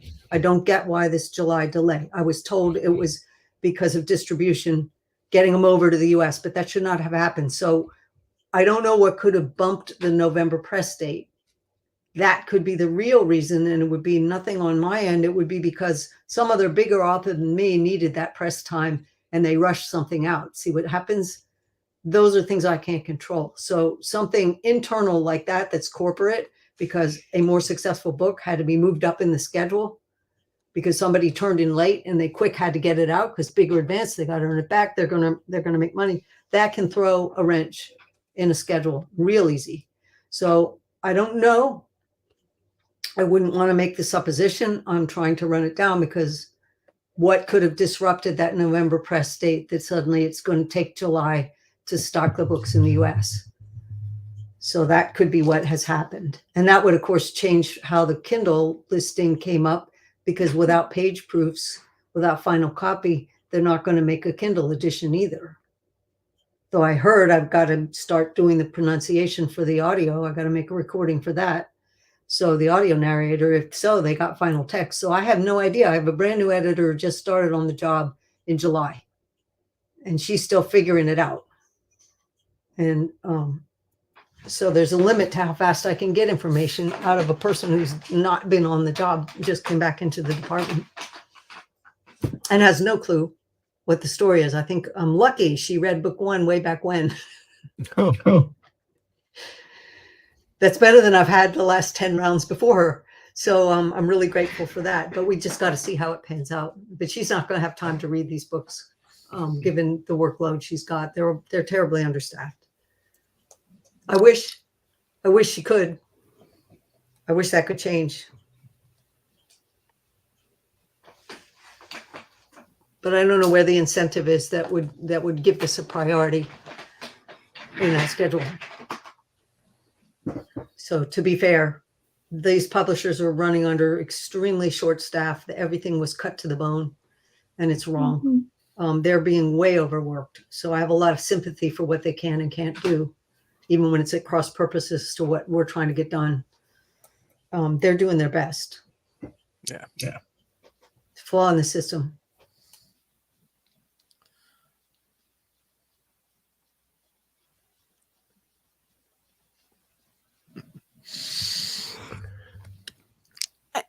I did find it on Barnes and Noble. So Jennifer, I guess if you search for the ISBN on Barnes and Noble, you might be able to find it there. But yeah, Amazon US doesn't seem to have it yet, but we'll keep looking. All right. Any other final thoughts before we go? Cool. Should we do outros. Chibi-Po, would you like to start us off? Sure. Again, I'm Chibi Po. I can be found on Twitter and Page Chewing. You can also find me, doing some buddy reads for the series over on Goodreads in their discussion forums. We're currently on. Some people are still finishing Curse, and we're started up ships this month. So if anybody wants to chime in over there, please do so.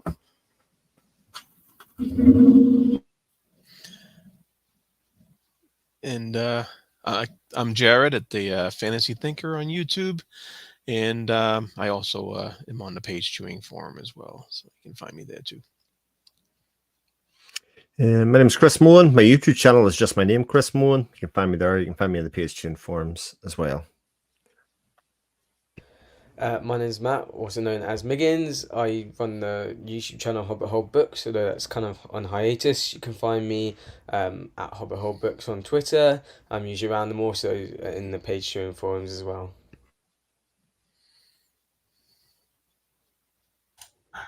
I'm Janny Wurts. You can email me through my website. I still answer all my email myself. You can find me on Twitter.